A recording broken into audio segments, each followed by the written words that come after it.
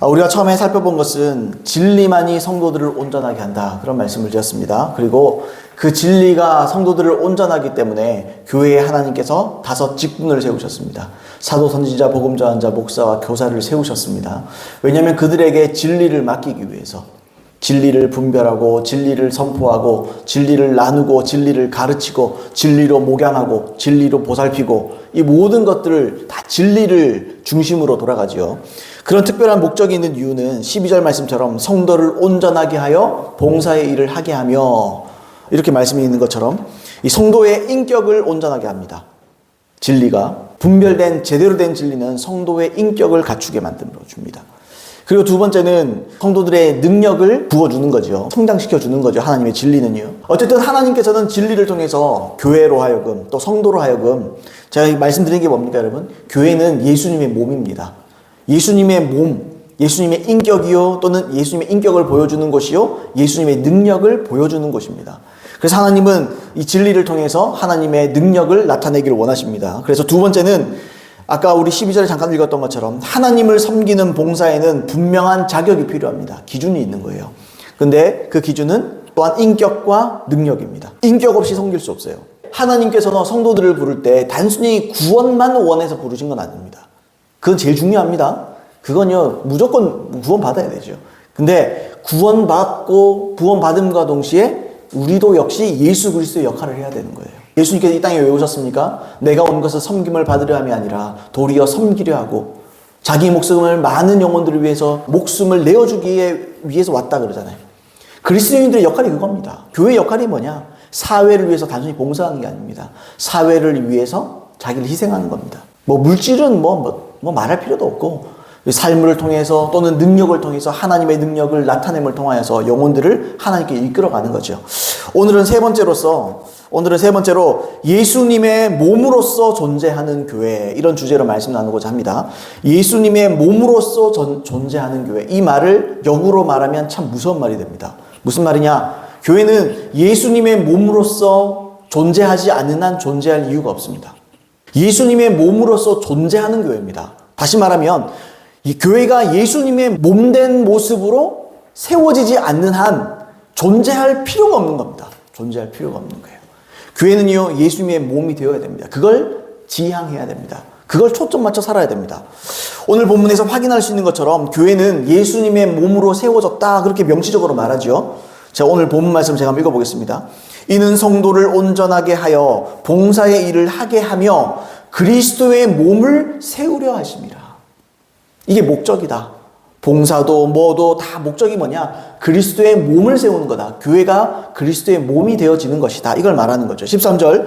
우리가 다 하나님의 아들을 믿는 것과 아는 일에 하나가 되어, 이게 신앙생활 얘기하는 거잖아요. 하나님 믿는 거, 하나님을 아는 거. 이게 다 신앙생활을 말하는 거죠. 아는 일에 하나가 되어 온전한 사람을 이루어 그리스도의 장성한 분량이 충만한 데까지 이르리니 그랬습니다. 우리가 온전을 추구해야 됩니다. 그죠? 온전을 추구할 때 가장 필요한 게 뭡니까? 그 아들 예수 그리스도를 믿는 것과 하나님을 아는 것에 하나가 되는 겁니다. 하나가 된다는 게 뭡니까, 여러분? 교회의 목적은 뭐냐? 교회가 가장 먼저 이 집요하게 뭔가 붙잡아야 될 게 뭐냐? 그게 예수 그리스도를 믿고 아는 겁니다. 그걸 통해서 우리는 뭘 하게 됩니까? 온전하게 된다는 거죠.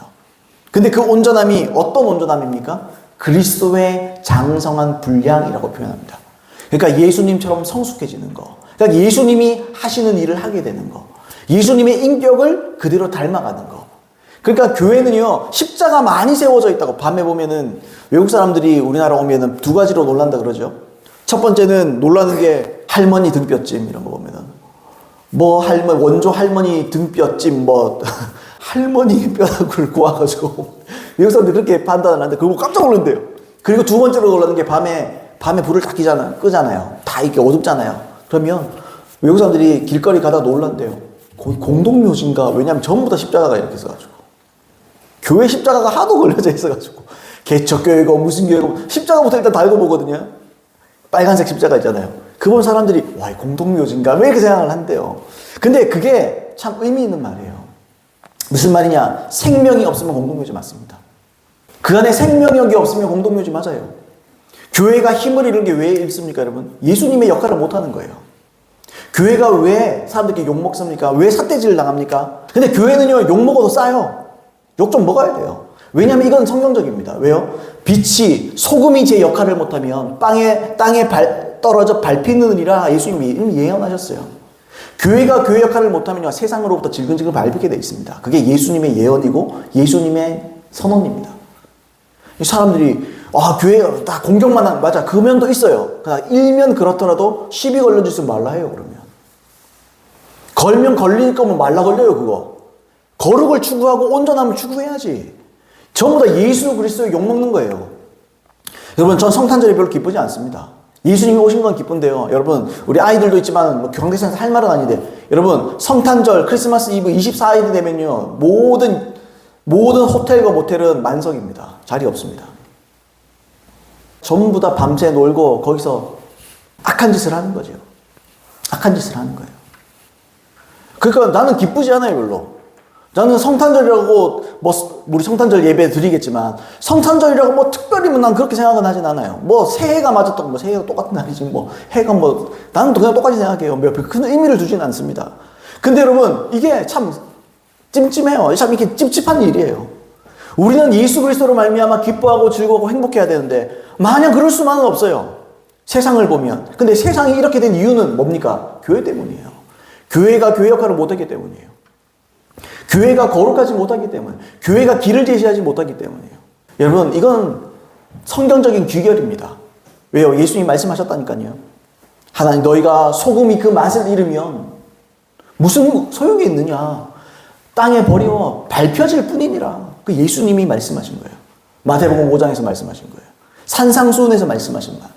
여러분, 그래서 우리가 어떻게 해야 됩니까? 우리는요, 예수 그리스도의 장성한 분량으로 나가야 돼요. 세상이 뭐라 그러고 그렇게 유별나게 믿느냐? 유별나게 믿어야 돼요. 노아 보세요. 제가 항상 말씀드리죠. 저 노아를 보면 굉장히 은혜를 받습니다. 나는 노아 가지 못할 것 같아요. 여러분, 우리 사투리요, 산만디에 이 산 중턱에다가 여러분 배를 만들려면 만들 수 있습니까, 여러분?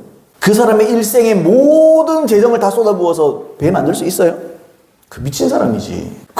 도대체 하나님의 음성 한 가닥 듣고 만든 거 아니에요? 사람들이 얼마나 삿대질하고 미쳤다 그러겠어요. 그래서 그 일을 하는 거예요. 왜요? 하나님의 일이니까. 여러분, 타협하면 안 돼요. 교회는요, 진리를 절대로 타협하면 안 됩니다. 우리의 삶도 타협하면 안 돼요. 우리는 기본을 다 해야 됩니다. 다 해야 돼요.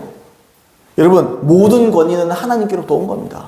물론 그것이 비성경적이고 폭군이고 악한 일이고 굉장히 악한 독재다, 우리는 나서서 반대해야 되겠죠. 그런데 여러분, 그게 아니라 기본적인 것들은요, 우리가 다 해야 돼요. 믿는 사람들은요, 세금이나 납부 제대로 해야 됩니다. 세금 같은 거 내라가면 그대로 내야 됩니다. 예수 믿는 사람은요, 양심적으로 살아야 됩니다. 왜요? 그래야 나중에 뒷덜미 안 잡힙니다. 그래야 나중에 하나님께 하나님 얼굴에 먹칠하지 않습니다. 우리 그렇게 기준이 높아요, 우리의 삶은요.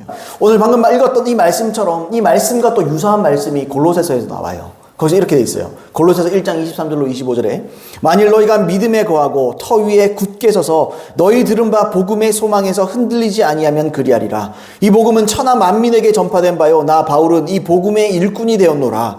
나는 이제 너희를 위하여 받는 괴로움을 기뻐하고 그리스도의 남은 고난을 그의 몸된 교회를 위하여 내 육체에 채우느라. 내가 교회의 일꾼 된 것은 하나님이 너희를 위하여 내게 주신 직분을 따라 하나님의 말씀을 이루려 함이니라 그랬습니다.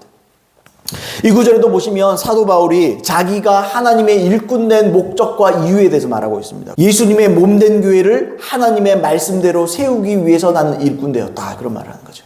사도의 목적이 뭐냐? 선지자의 목적이 뭐냐? 목회자의 목적이 뭐냐? 간단한 거죠. 진리를 토대로 교회를 세워나가는 겁니다. 어떻게 해요? 예수님처럼 세워나가는 겁니다.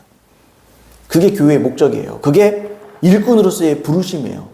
예수님이요, 전에 이런 말씀하셨습니다. 예수님께서 제자들에게 하시는 말씀인데, 요한복음 14장 12절 내가 진실로 진실로 너에게 이르노니 나를 믿는 자는 내가 하는 일을 그도 할 것이요 또한 그보다 큰 일도 하리니 이는 내가 아버지께로 감이니라. 내가 아버지께로 간다. 내가 승귀라고 표현하거든요. 예수님께서 죽어서 부활 승천하시게 될 거다. 그 가시면 너희가 이제 성령을 통해서 해야 될 일이 있다. 그게 무슨 일입니까? 내가 하는 일을 너희도 한다. 이보다 더 큰 일도 하게 될 것이다. 예수님보다 더 큰 일도 우리 할 수 있어요. 성경 그대로 믿으세요. 그죠? 여기서 여러분, 믿는 자가 뭡니까? 여러분 칼빈주의자들은 그렇게 말해요. 여기서 믿는 자들은 사도들 12제자를 말하는 것이다. 아닙니다, 여러분. 아니에요. 문맥이 그렇게 말을 하지 않아요. 여기서 믿는 자, 믿는 모든 자를 말해요. 불특정 다수를 말하는 거예요. 모든 그리스도인들을 다 말하는 거예요. 더 통틀어서. 곧 모든 성도, 모든 교회에 대한 예수님의 말씀이에요. 선언이에요. 내가 아버지께로 간다. 그러면 너희는 나가 한 일을 해야 된다. 그리고 더 큰 일도 해야 된다. 그런 말씀을 하는 거예요. 부활 승천한 후에 이 교회는 앞으로 어떤 일을 해야 되는지 예수님께서 기준을 내주셨습니다. 이게 교회의 기준이다. 교회가 자기 역할, 제 역할을 하려면 이거 해야 된다. 이게 내가 교회를 세운 목적이다. 여러분 교회를 하나님께서 어떻게 세우셨습니까? 자기 피로 사셨다 그랬습니다. 하나님께서 자기 피로 사신 게 교회입니다, 여러분. 교회를 만만하게 보면 안 됩니다. 교회는요, 예수님의 피값으로 산 겁니다. 교회 목회, 또 교회에 출석하는 거, 그걸 만만한 걸로 생각하는데, 뭐 시간 남아돌아서 한번 와주는 걸로 생각하면 큰 오산입니다, 여러분. 그런 게 아니에요. 이 모임은요, 굉장히 소중한 겁니다. 하나님께서 자기 피로 만들어, 피로 사셔서 세우신 교회입니다. 하나님께서 피로 사셨고, 하나님은 목적을 갖고 계셨습니다. 이 교회를 내가 대가 지불할 이 보람이 있어야 되잖아요, 하나님께서. 근데요, 하나님께서 이 땅에, 물론 하나님께서 쓰시는 교회들이 있습니다. 그런 교회들 보면요, 부흥하고, 부흥이 단순히 많아진다 이런 것보다 성도들이 각성이 일어나서 주님을 찾고 구하고, 막 은사로 사역하기 위해서 몸부림치고 애쓰고 금식하고 막 그런 교회들이 있어요. 귀한 교회들이 있습니다. 우리도 그렇게 돼야 돼요. 막 그렇게 몸부림치는 거. 근데요, 이런 기준에 부합하는 그런 소수의 교회들도 있습니다. 그러나 제가 소수라고 말했던 것은 뒤집어 말하면, 그러나 많은 다수의 교회는요, 어떻습니까? 이 기준에 부합하지 못해요. 목적을 이걸로 삼지 않습니다. 그냥 다 구원받았으니까 그냥 교회에 나와서 봉사해주고 자리 차지해주고 자리에 앉아주고, 그러면서도요, 그 구원 내가 받았는데 뭐, 구원은 끝났는데 뭐, 난 구원은 따놓은 당상인데 뭐 열심히 할 필요 있습니까? 열심히 할 필요 없죠. 하나님께서 절대 주권에 의한 예정으로 미리 다 이중 예정이라 그래요. 뭐 이중 예정이 뭐냐? 천국 갈 사람도 예정했고 지옥 갈 사람도 이미 하나님께서 절대 주권으로 예정해놨다. 아닙니다, 여러분. 그건 마귀지, 그게. 우리가 장난감입니까? 여러분, 우리가 무슨 로봇입니까, 여러분? 마음에 안 들면 폐기 처분합니까? 그게 아니에요. 그건 잘못된 예정입니다. 근데 칼빈주의의 예정론은 그런 거예요. 그러니까 여러분, 칼빈 자신도 폭군이었습니다. 폭군, 독재자였습니다. 스위스에서, 제네바에서. 근데요, 우리나라에 뭐 칼빈 거리를 만든다, 뭐 칼빈주의자, 우리나라의 대다수가 장로교잖아요. 다 칼빈. 여러분, 세계의 흐름을 보세요, 여러분. 칼빈주의는요, 소수입니다. 우리나라만 많은 거예요, 칼빈주의는. 여러분, 세상의 전체 이 지구촌을 보세요. 가장 많이 사람들이 믿는 게요, 딴 게 아니에요. 순복음입니다, 순복음. 순복음교회가 얼마나 많은지 아세요, 여러분? 우리는 소수의 몇 프로 되지도 않아요. 그런데 여기서 이단이니, 뭐 성령이 나타나면 이단이고, 한 번 구원은 영원한 구원이 아니라 그러면 이단이라는 식으로. 칼빈이요, 딱 똑같아요. 칼빈이 그런 사람이었거든요. 그러니까 거기서 밑에서 배운 사람들이 똑같아요. 그 전체를 그대로 밟고 있어요. 그러니까요, 지금은 사람을 못 죽이잖아요. 그러니까 이단 정죄해버리잖아요. 저 교회는 이단이다. 순복음교회 이단, 아직도 통합에서 순복음교회 이단이라는 사람이 있습니다, 여러분. 그 진짜 큰일 날 사람들이에요. 그러니까 칼빈이 그렇게 한다고요, 여러분. 자, 어쨌든 제가 왜 이런 얘기를 하느냐? 교회가요, 칼빈주의 때문에 망하는 거예요. 왜요? 한 번 구원은 영원한 구원인데 열심히 할 필요가 뭐가 있어요? 내가 엉망진창으로 살아도요, 칼빈주의의 특징이 뭡니까, 여러분? 성도의 견인이 있는 거예요. 무슨 말이냐? 이 사람은 이미 만세전부터 예정했기 때문에 하나님께서 구원받기로, 이 사람은 악하게 살아도 어쨌든 죽기 직전까지는 결국에는 하나님께서 이 사람을 불러서 회개시킨다고, 하나님께서. 억지로라도 회개시켜서 이 사람 구원받게 만든다고. 나는 그런 하나님은 난 안 믿습니다. 자기 멋대로인데, 여러분, 하나님이 우리를 그렇게 이용합니까? 아니에요. 하나님은 우리에게 조금이라도 구원받을 가능성이 있으면 전폭적으로 지원하시는 분입니다. 내가 하나님께 겸손한 마음을 품고 하나님을 내가 알고 싶다, 그럼 하나님 계시하시는 분입니다. 하나님은요, 우리를, 여러분, 디보네전서의 말씀처럼 하나님은 모든 사람이 구원받기를 원하십니다. 여러분, 아멘입니까?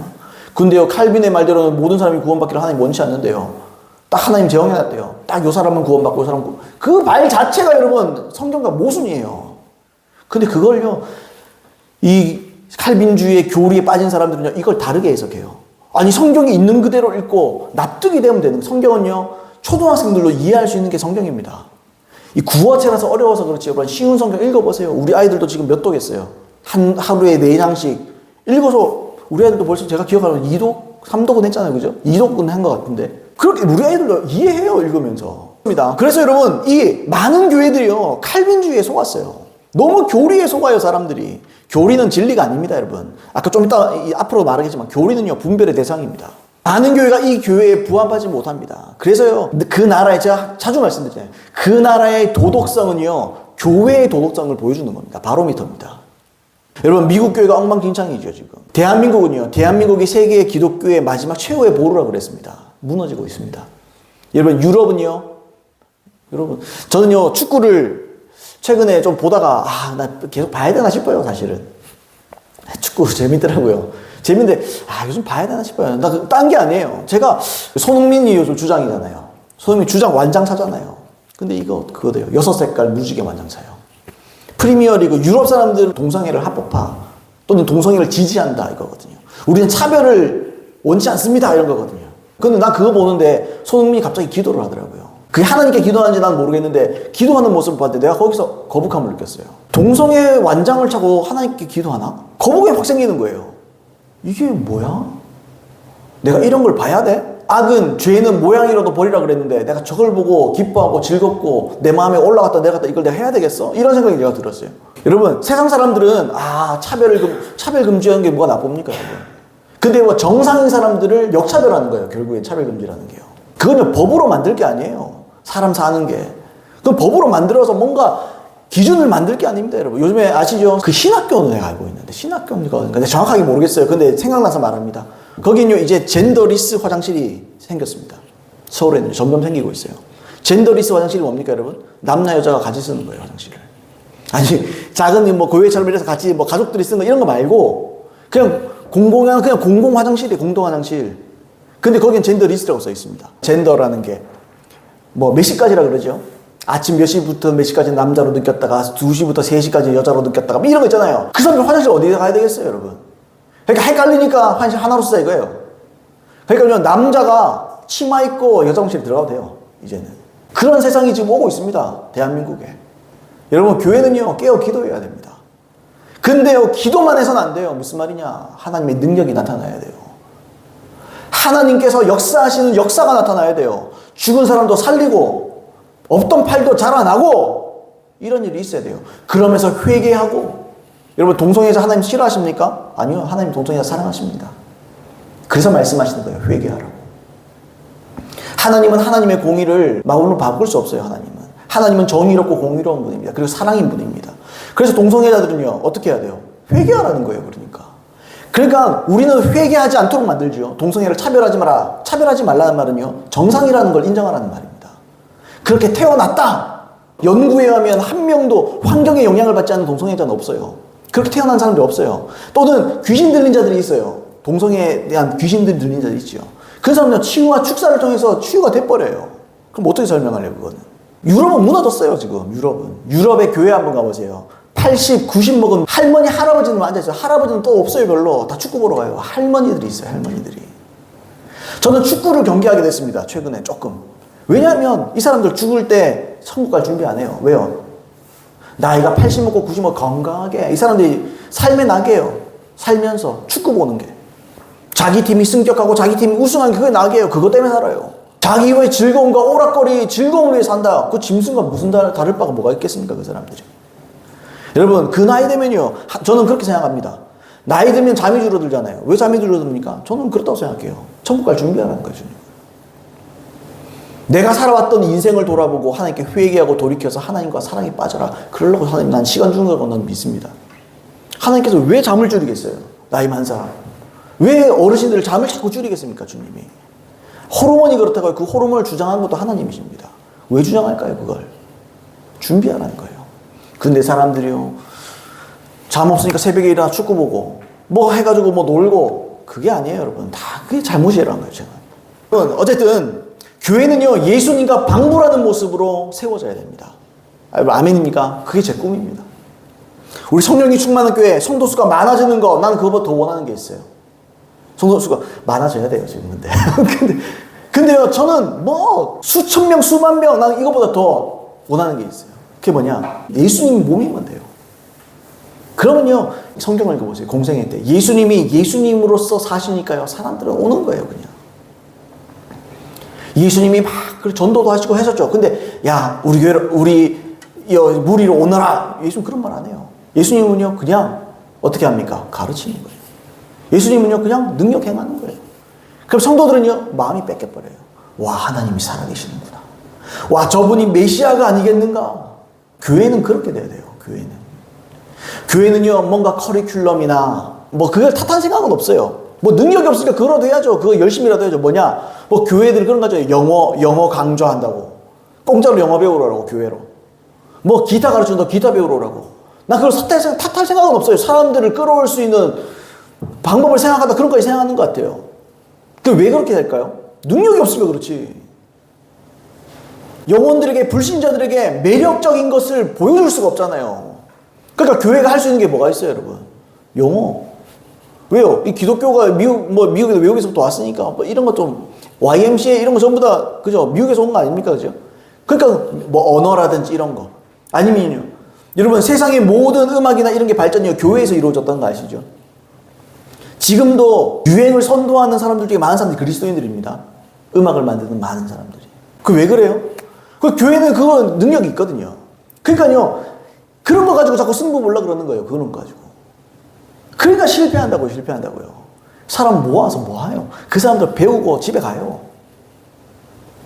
그런 게 아니라 하나님 살아계심을 보여줘야지. 그럼 어떤 사람 그럴 거예요. 아, 뭐 유치하게 하나님 살아계시면 뭐 치유나 능력 뭐 그런 걸로 보여주려고 그렇게 유치하게. 회개할지어다. 그게 예수님의 전략입니다. 그게 하나님의 지혜입니다. 아멘입니까? 그건 유치한 게 아니에요. 하나님은요, 전도에 미련한 것으로, 그죠? 미련한 것. 사람들이 볼 때 그게 미련하다 그럴 수 있어요. 그런데 여러분, 그게 하나님의 방법이에요. 그게 하나님의 전략이에요. 여러분, 아멘입니까? 능력을 나타내 보여주고, 치유를 통해서 사람들이 깜짝 놀라게 하고, 그때 복음이 들어가고. 그게 하나님의 방법이에요. 죄송합니다. 지가 하나님보다 똑똑한가? 지가 하나님보다 영혼을 아는가? 자기가 하나님보다 사람을 아는가? 하나님은 사람을 만드신 분인데, 디자인하신 분인데. 예수님께서 이 땅에서 3년 6개월 사역하셨습니다. 3년 6개월. 물론 예수님께서 3년 6개월이 될 때 십자가를 지셨습니다. 그러나 십자가를 지시기 전까지 예수님께서 3가지 사역에 집중하셨습니다. 딱 3가지 사역. 요게 한 세트예요. 요거에 집중하셨어요. 이걸 집중적으로 사역하시다가 십자가에 달리시고 죽으시고 부활하신 거예요. 그러니까 예수님은 하나님 자신입니다. 예수님으로서 하신 일이 하나님께서 우리에게 하시고자 하는 일들이에요. 여러분, 아멘입니까? 뭐 하셨습니까, 여러분? 마태복음 4장 23절, 마태복음 9장 35절에 나와 있어요. 뭐라고 되어 있느냐? 먼저 4장 23절. 예수께서 온 갈릴리에 두루 다니사 그들의 회당에서 가르치시며 천국 복음을 전파하시며 백성 중에 모든 병과 모든 약한 것을 고치시니. 9장 35절. 예수께서 모든 도시와 마을에 두루 다니사 그들의 회당에서 가르치시며 천국 복음을 전파하시며 모든 병과 모든 약한 것을 고치시니라. 3가지를 하셨죠. 뭐 하셨습니까? 가르치시고 복음을 전파하시고 그 다음에요, 고치셨습니다. 근데요, 많은 교회들이 하는 일이 뭡니까? 가르치고 전파만 합니다. 근데 가르치고 전파하는 것이 성경적이면 문제가 없어요. 가르치고 전파하는 복음조차도 성경적이지가 않아요. 아, 그럼 우리는 치유도 하고 뭐 약한 것도 막 치유에 대해서 막 은사가 나타난다, 기도하자. 여러분, 단순히 그게 아니에요. 여러분, 예수님은 가르치고 진리를 가르치시고 복음을 전파하시고 모든 병과 약함을 고치셨습니다. 여기 한 세트예요. 예수님은 이거에 집중하셨어요. 그분의 사역을 보면 여기에 집중되어 있습니다. 사복음서 한번 읽어보세요. 딱 요거예요. 요 3가지 중에 하나예요. 어떤 사역이라도. 이게 영혼들에게 가장 필요한 일이라는 거예요. 영혼에게 가장 필요한 일은 이것이다. 여러분, 아까 제가 말씀드린 요한복음 14장 12절. 내가 하는 일을 그도 할 것이오가 그 말이라는 거예요. 우리는요, 3종 사역해야 돼요. 우리는 이 3가지 사역을 해야 되는 겁니다. 여러분, 아멘입니까? 때문에 교회가 추구해야 되고 지향해야 될 게 뭐냐? 바로 이 3가지 사역이라는 거예요. 제가 우리 교단에 있는, 대구에 있는 교회예요. 대구에. 교단에 있는 교회, 우리 교단에 있는 교회. 그 교회 이름이 참 멋있습니다. 삼중교회예요. 삼중교회. 3중 사역을 해내는 교회다. 우리는 3중 사역을 초점 맞춰 하는 교회다. 그런 의미로 지은 것 같아요. 삼중교회. 이름 너무 좋아요. 여러분, 그래서 오늘은 이 우리 교회가 또 동시에 모든 교회가 예수님의 몸으로서 마땅히 추구해야 할 사역, 이 세 가지에 대해서 나누기를 원합니다. 오늘은 첫 번째 것만 나누겠습니다. 첫 번째 것만. 오늘 첫 번째로, 교회는 예수님처럼 참된 복음을 가르칠 수 있어야 교회입니다. 참된 복음을 못 가르친다, 그건 교회가 아니에요. 교회가 아닙니다. 우리가 이단을 압니다. 신천지. 그 참된 복음입니까? 아니죠. 그래서 그건 교회가 아니에요. 그건 이단입니다, 그냥. 그건 교회가 아니에요. 안상홍은요? 하나님 어머니를 말하는 곳은요? 그게 참된 진리니까 참된 교회. 자기들은 자기가 교회라 그러겠지. 우리는 교회를 안 칩니다, 그 사람들. 근데요, 착각하면 안 돼요. 우리도 마찬가지예요. 우리도 참된 진리를 전하고 있지 않으면 교회 아닙니다. 왜요? 교회의 역할을 못하면 그건 교회라 부를 수 없어요. 이 설교를 통해서 제가 앞에서부터 초지일관 말씀드린 게 그겁니다. 진리의 중요성. 진리가 너무너무 중요하다. 여러분, 진리의 가치는 어떻게 매겨집니까? 진리의 가치는 어떻게 매겨져요?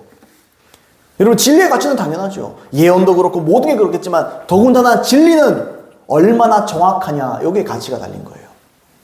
여러분, 우리 집에, 왜 우리 옛날에 어릴 때 그러냐, 우리 집에 금송아지 10마리 있다 뭐 이런 거 하잖아요. 금송아지, 우리 집에 금괴가 있어도 순도가 높아야 돼요.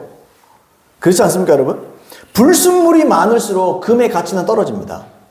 똑같이요, 여러분. 진리의 가치는 얼마나 성경적이냐, 진리의 가치는 얼마나 성경과 일치하느냐, 얼마나 정확하냐, 얼마나 성경적이냐, 여기에 달린 거예요. 제 아무리 사람의 논리나 그럴듯한 얘기를 그렇게 꾸며내고 주장해도 그게 비성경적이다, 그럼 들을 필요도 없어요. 그건 기억에 남길 필요도 없어요. 그건 생각할 필요도 없어요. 그죠? 아무 의미도 없습니다. 아무 가치도 없고 아무 의미도 없어요. 오히려 오해를 불러일으킵니다. 비성경적인 방향으로 사람들을 이끌어갑니다. 그렇게 되겠죠? 그래서 어떻게 됩니까? 예수님이 말씀하신 대로 맹인이 맹인을 인도하여 둘 다 구렁텅이에 빠지느니라. 여기서 구렁텅이는 지옥을 말합니다, 여러분.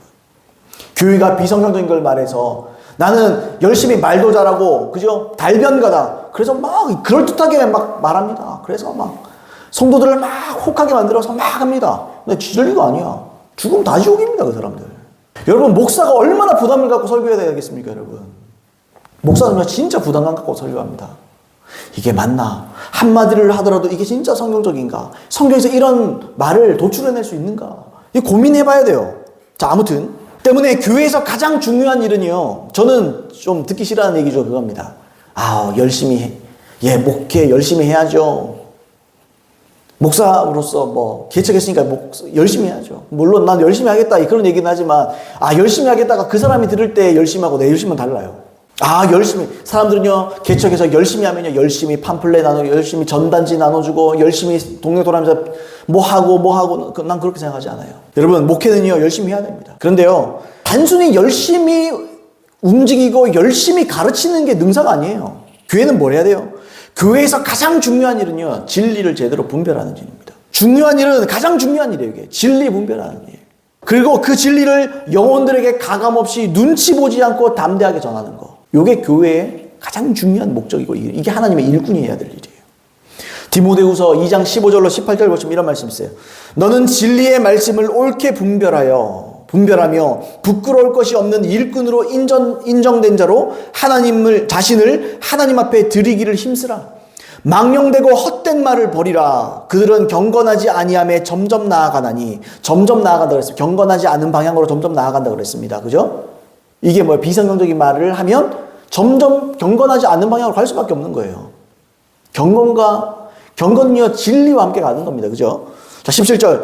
그들의 말은 악성 종양이 퍼져나감과 같은데 그 중에 후메네오와 빌레도가 있느니라. 진리에 관하여는 그들이 그릇되었도다. 그렇게 말했습니다. 진리에 관하여는 그들이 그릇되었도다. 이 말을 주목해 봐야 돼요. 왜요? 이 사람들이 진리에 대해서는 엉망진창입니다. 근데 진리에 관하여는 그릇되었다라는 말은 다른 부분에 있어서는 열심히 했겠죠. 이 사람들이 후메네오와 빌레도 이 사람들은요, 사도 바울에 동역하는 사람들입니다. 함께 이렇게 사역하는 사람들이잖아요. 근데 이 사람들이요, 진리에 관하여는 그들이 그릇되었느니라. 이렇게 한 말은 다른 면에 있어서는 열심히 한 사람들이라는 거예요. 왜요? 이 사람들에게 오르내릴 정도로 유명한 사람들이니까. 제 말 이해되십니까, 여러분? 그죠? 뭐 되게 해석이 필요한 게 아니고 있는 그대로 말씀드리는 거예요. 근데 사람들이 성경을 단순하게 읽더라고요. 왜 이런 말을 했을까? 왜 하필 이렇게 이런 걸 잘 생각 안 하더라고요. 그 말이에요. 진리에 관한 그들 그릇되었다는 말은 다른 면에 있어도 괜찮다는 말이지. 보세요, 여러분. 누가 진짜 일꾼이에요? 누가 진짜 하나님의 일꾼이란 말이에요, 지금? 단순히 헌신하고 희생하고 열심하는 후메네오나 빌레도 같은 사람입니까? 아니잖아요. 사도 베드로가 지금 디모데에게 말하잖아요. 뭘 말합니까? 너는 진리의 말씀을 옳게 분별해서 부끄러움이 없는 진짜 하나님의 일꾼 되라 이렇게 말하잖아요. 그러니까 하나님의 일꾼으로 저도 목회자로서 가장 먼저 해야 될 일이 뭐냐? 진리를 분별하는 일을 해야 되는 거예요. 진리.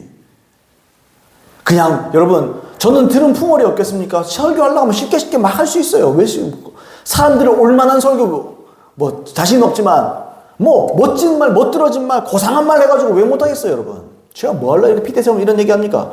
그게 목사가 해야 될 일이라는 거예요, 그게.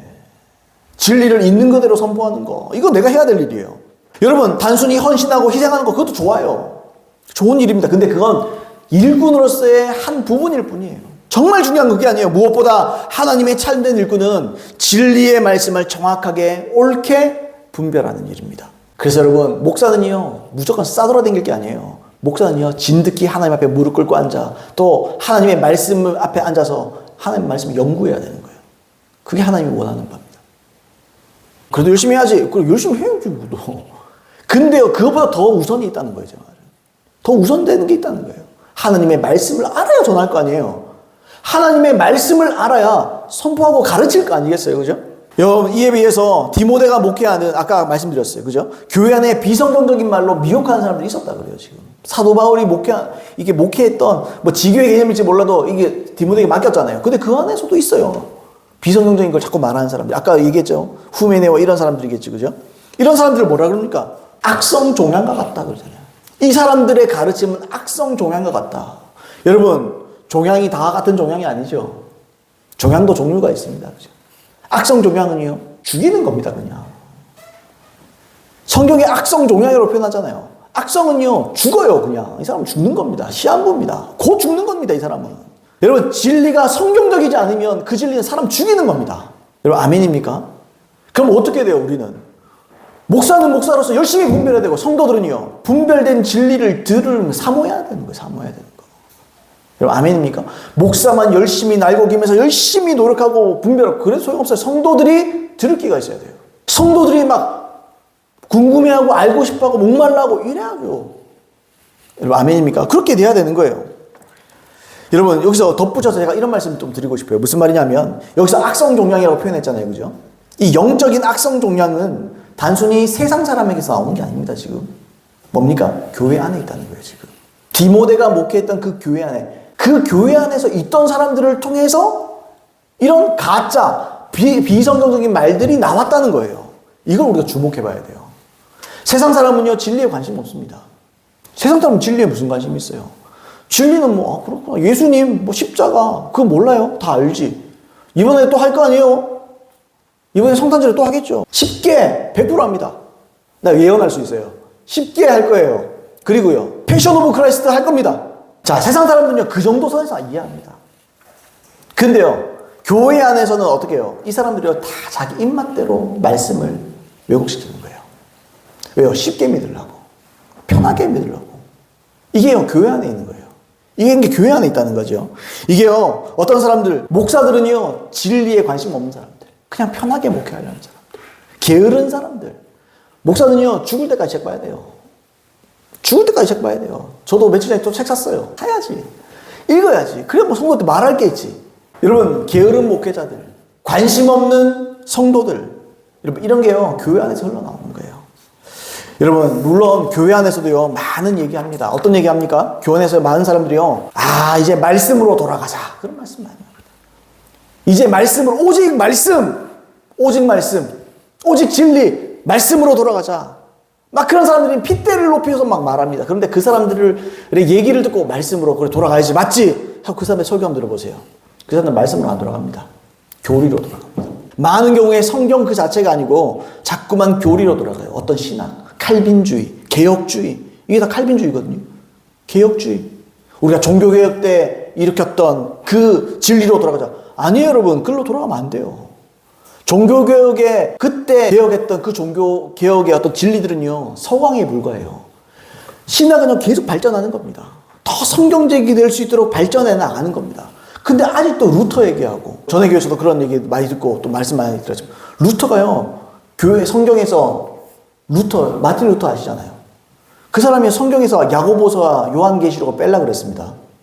그 사람은 성경을 잘 모르는 사람입니다. 온전히 이해를 못한 사람입니다.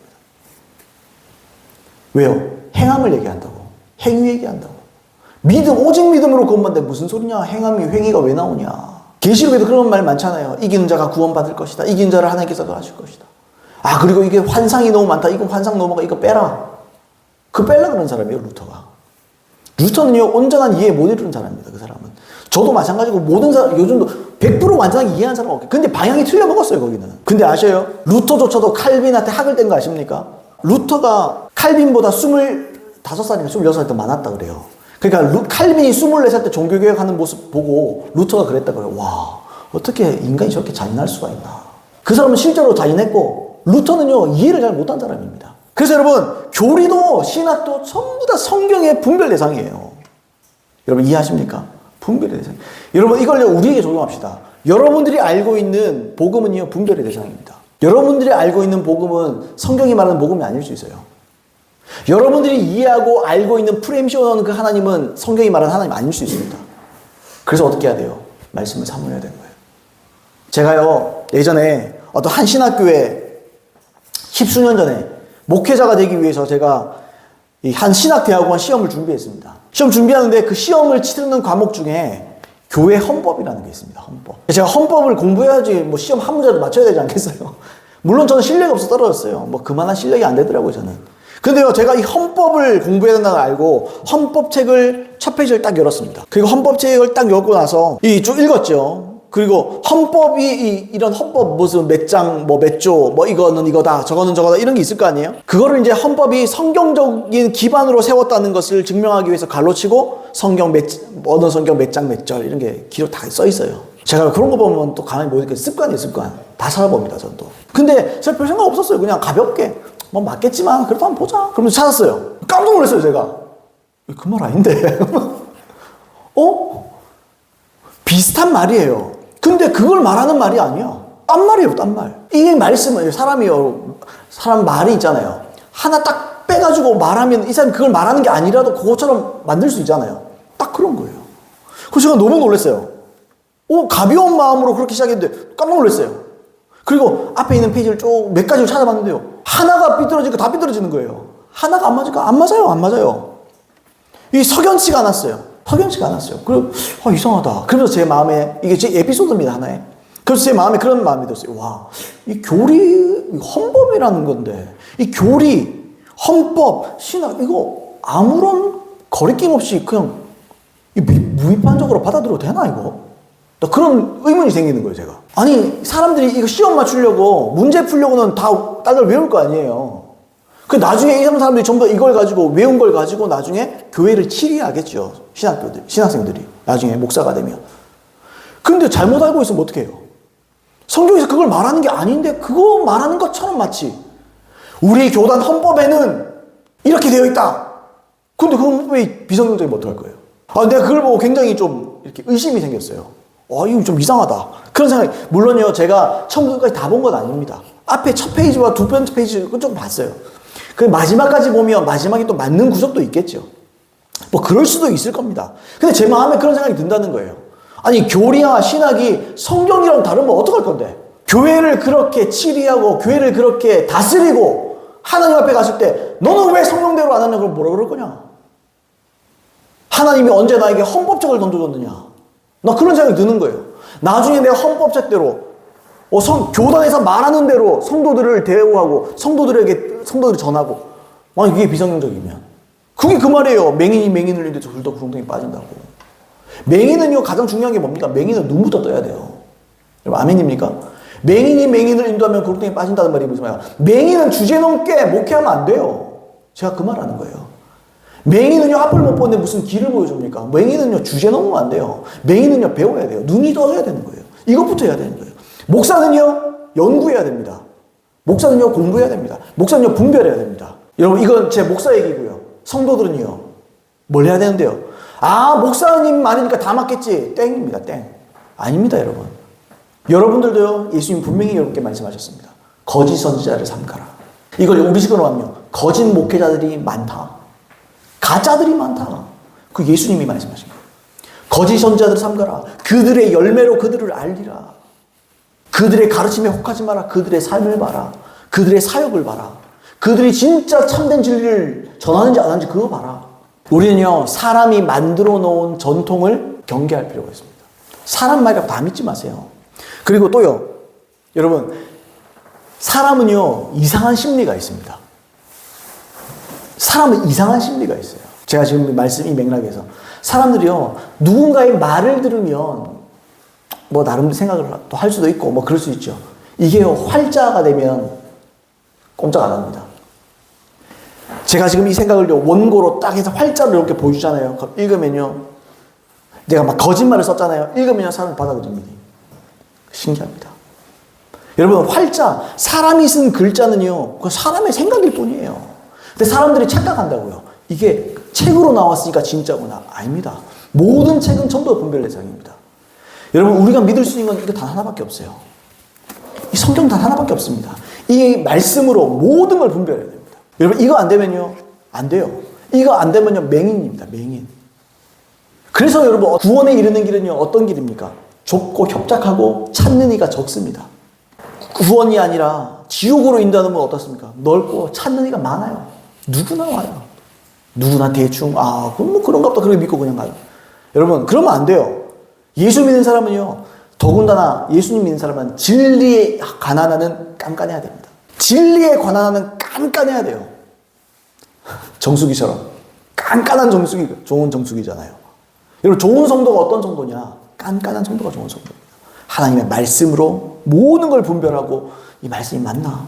저 말씀은 너무, 물론 의심하는 눈초리로 들으라는 게 아니에요. 열린 마음으로 들으세요. 근데 그것이 성경적인가? 그게 누굽니까? 베레아 사람들처럼. 그들의 마음은 신사적이라고 그랬잖아요.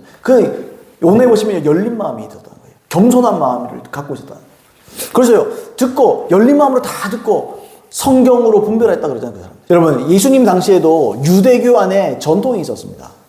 유대교 안에도 장로의 유전이라 불리는 전통들이 있었어요. 우리 탈무드 알잖아요. 우리나라 사람들 탈무드 그러면 또, 탈무드 이러잖아요. 그게 유대 율법 해석서입니다, 원래.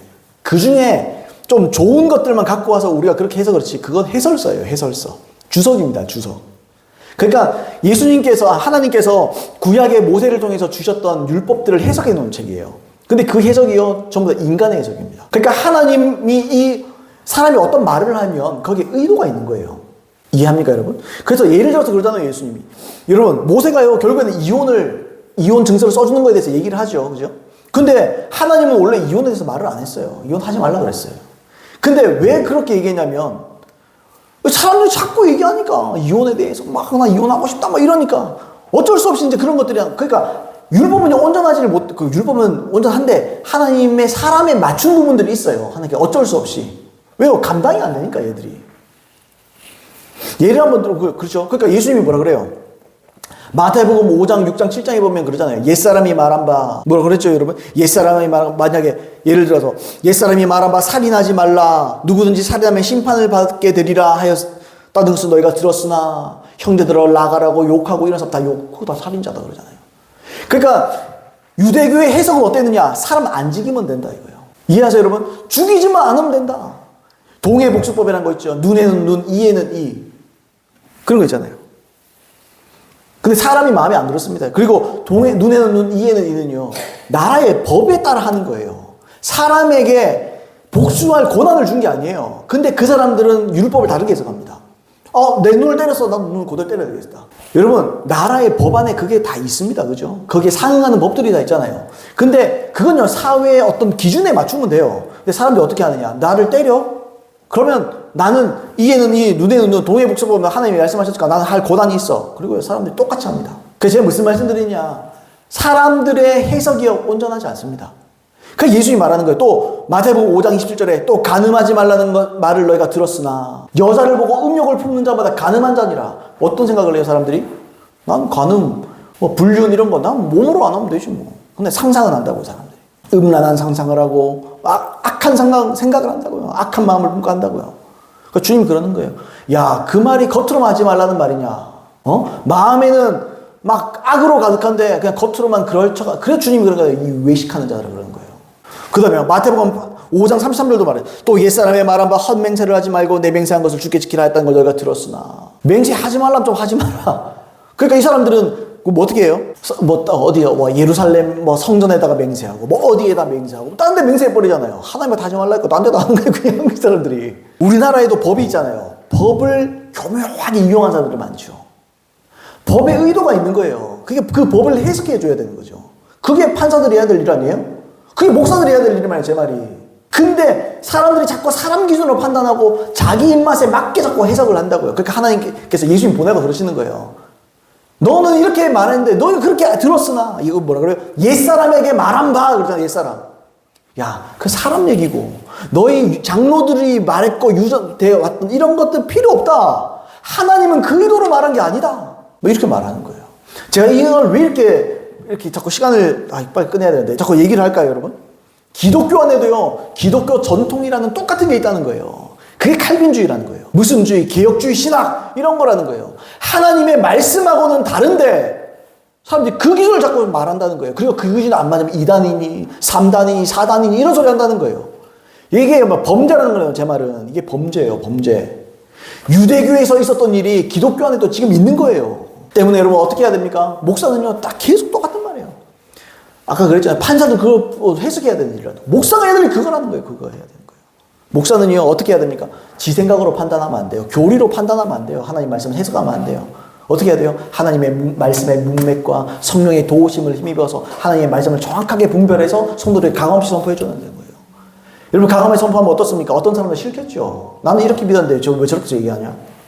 그래서 예수님이 죽은 거 아니에요, 여러분? 예수님이 왜 죽었습니까? 싫은 소리 하니까 죽은 거예요, 예수님도. 예수님께서 여러분, 물론 하나님이 계획 가운데 있었겠지만 예수님께서요, 3년 6개월 만에 죽었습니다. 어떻게 생각하세요? 사역을 일으킨 지 3년 6개월 만에 죽었습니다, 그분이. 왜요? 사람들이 싫은 거예요. 저거 잡아 죽이자 그러는 거예요, 주님이. 그 사람들이. 서기관과 바리새인. 서기관들이, 아까 그랬잖아요, 서기관들이 해석해 주는 사람들. 그 목사들이 해야 될 일이잖아요. 그러니까 예수님의 사역이 3년 6개월하고 끝나버려요. 물론 십자가를 위해서 그렇게 하셨고 계획했었겠지만 어쨌든 이 사람의 입장으로 보면 예수님은 3년 6개월 동안 사역하지 못하고 사람들이 볼 때는 실패한 인생에 불과한 거예요. 물론 예수님 그 모든 걸 통해서 선용해서 하나님의 온전한 승리를 이루셨지만 그렇다는 거예요. 그래서 예수님의 말씀을 듣고 서기관과 바리새인들이 뭐라 그럽니까? 그들이 저걸 죽여야겠다. 이런 성경들이 나와요. 거짓으로 해가지고 죽여야겠다. 죽이기로 자기들이 작당했다. 모의하였다. 이런 얘기 나오잖아요. 그거 진짜로 죽이려고 모의한 거예요. 왜요? 성경적인 얘기하니까. 제 말 이해하십니까, 여러분? 여러분, 교회 중에 많은 교회들이, 훌륭한 교회들도 있습니다. 근데 그 교회들, 훌륭한 교회들이 있잖아요. 그 교회들이 많은 경우가요, 비슷한 전철을 갖고 있는 거예요. 무슨 말이냐? 너무 성경적이니까 공격받는 거예요. 너무 바른 말하면 공격받습니다. 사람들에게 박수만 받고 갈채만 받는 큰 교회들이 있습니다. 그거 왜 그럴까요? 타협한 거예요. 절대로 그럴 수 없습니다. 하나님의 말씀을 있는 그대로 선포하면 반드시 핍박받습니다. 그게 팔복에 나와 있잖아요. 팔복의 사람은요, 핍박받는 사람이에요. 마지막 8번째 복이 뭡니까? 의를 위해 핍박을 만자는 복이 있나니 천국이 저희 것입니다. 핍박 없으면요.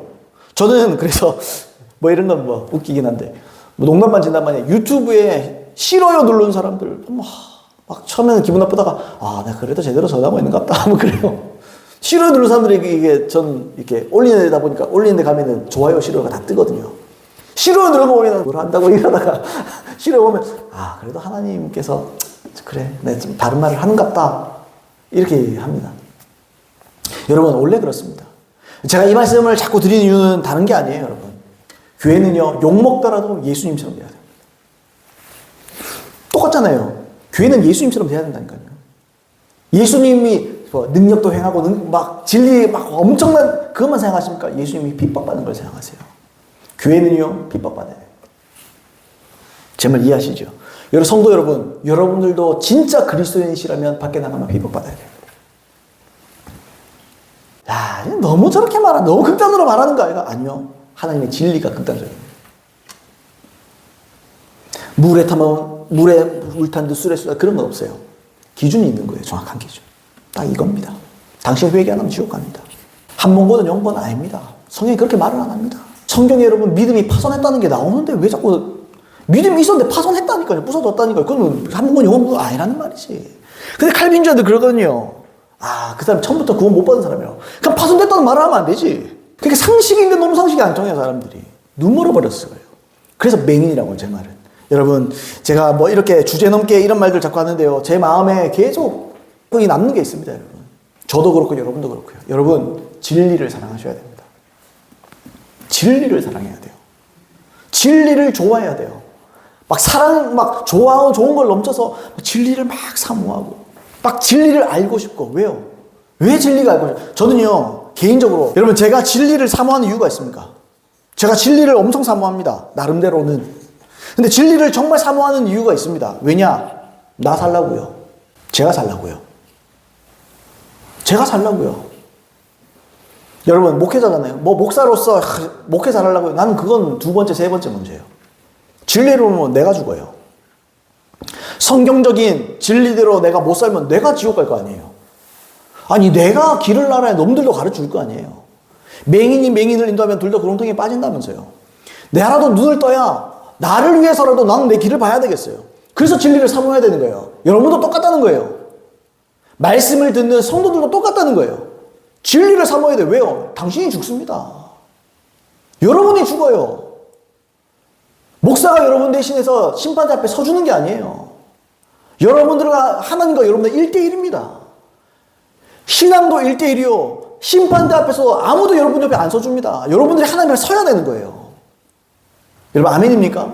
그럼 진리를 알아서 그대로 살아야지 설 수 있지.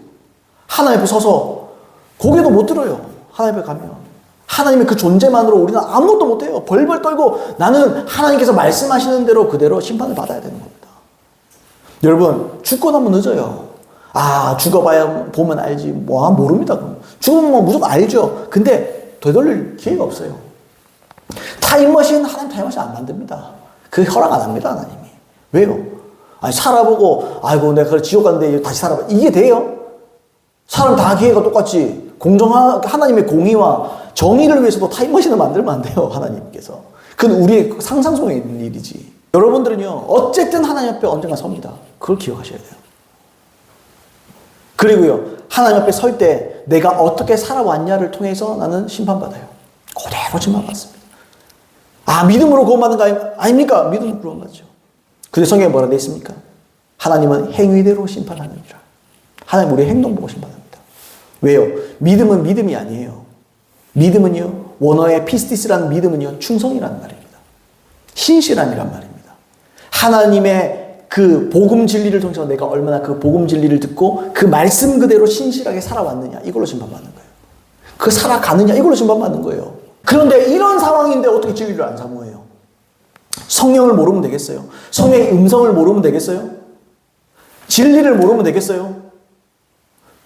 죄 때문에 지옥 갈 수 있는 존재인데 한 번 구원이 영원한 구원도 아닌데 몰라서 되겠습니까? 말씀을 알아야지. 내가 선택하고 내가 뭔가를 할 때 이게 성경적이지 않으면 내가 심판받을 텐데 알아야지. 그러면 하나님의 말씀이 말하는 의도가 뭔지 정확하게 알아야 그대로 행동해야지. 여러분 아멘입니까?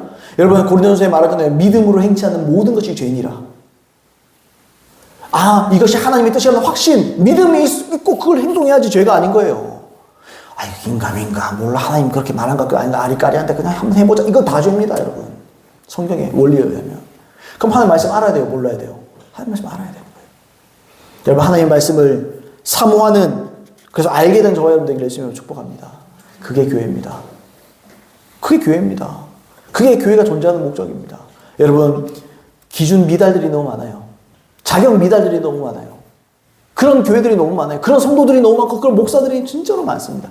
너는 뭐 별거 아니야? 너 별거 아닙니다. 저도 맹인보다는 약간 실눈 정도 떴습니다. 실눈 정도, 뭐 눈도 작은데 실눈 떠봐야 뭐 거기서 건데 실눈 조금 떴어요. 그러니까 그렇다게 형체는 좀 보이는 정도예요. 여러분 눈이 열리시길 예수님을 축복합니다. 주님께서 침을 발라 눈에 대고 기도해 주셔서 눈을 씻었을 때 눈이 2번, 3번 씻었잖아요. 그죠? 그 눈이 밝아졌잖아요. 그렇다면 우리도요 하나님께 눈 씻어 주십시오. 주님, 내가 맹인이 아니라 하시는 일을 사모하고 진리를 알고 진리대로 사는 내가 되게 하시고 우리 교회가 되게 하시고 기도하는 김에 좀 생각하면 우리 목사님 되게 해주시옵소서. 여러분 아멘입니까? 그런 저와 여러분 되기를 예수님으로 축복합니다.